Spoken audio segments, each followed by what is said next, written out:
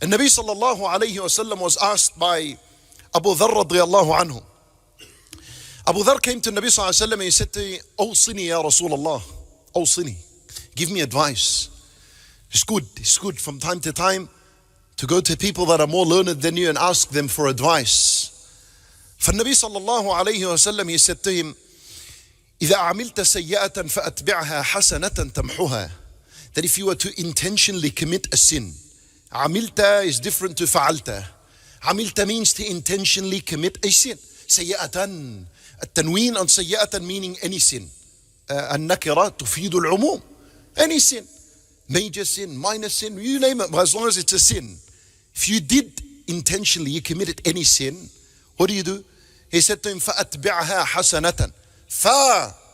Immediately, follow it up with a good deed, any kind of good deed, follow it up. Don't sit there and say, this is not the right time to ask Allah for forgiveness. There is no such thing as a bad, inappropriate time to make dhikr of Allah and to seek forgiveness of Allah. Even if you're halfway in your sin, there's no such thing. And if you're in halfway of your sin, you don't say, oh, this is a bad time to make dhikr and istighfar. Let me wait until I finish my sin and then I ask Allah for forgiveness. No, this is wrong. Who gave you this understanding?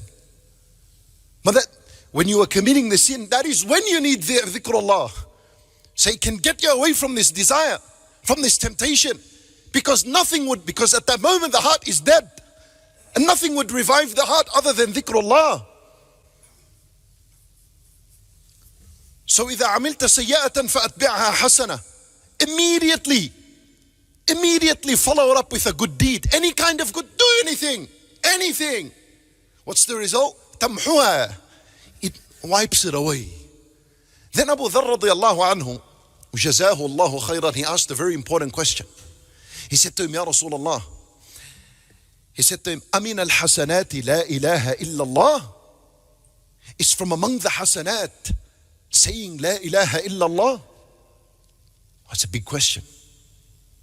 When Nabi sallallahu alayhi wasallam answered him, but the answer is huge, it's incredible. He said to him, هي أفضل الحسنات. It is the best of the good deeds. Nothing is better than La ilaha illallah.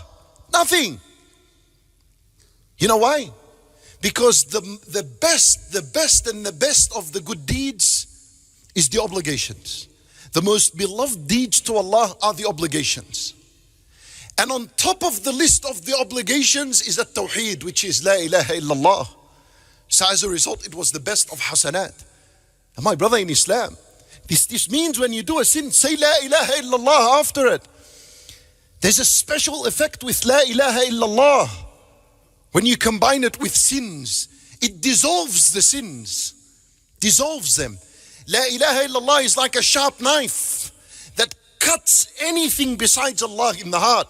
Because when someone commits a sin, it's a desire, it's a temptation in the heart that pushed him towards the sin. There's something in the heart other than Allah that pushed you to the sin. Because Allah Azza wa Jal, Inna Allah la ya'muru bil fahsha. Inna Allah la ya'muru bil fahsha. Allah Azza wa Jal doesn't command people to commit sins. Allah doesn't command us to do that. So if you commit a sin, you followed someone else. You followed your nafs. You obeyed the shaitan. Allah Azza wa Jal said, Ya alla ta'budu shaitan. Alam a'ad ilaykum ya bani Adam. Alla ta'budu shaitan. Didn't I tell you, oh man, do not follow the shaitan. So you obeyed, you followed something. And then you need to cut that out of your heart. How do you do that? With La ilaha illallah. And La ilaha illallah can only come from the heart and then uttered on the tongue. Why? Ulama rahimahumullah, they said, لأن حروف لا إله إلا الله جوفية. The letters of La ilaha illallah are all internal letters. This is symbolic, and it implies the fact that it is supposed to come out min al-jawf. It comes out internally from inside, from the heart.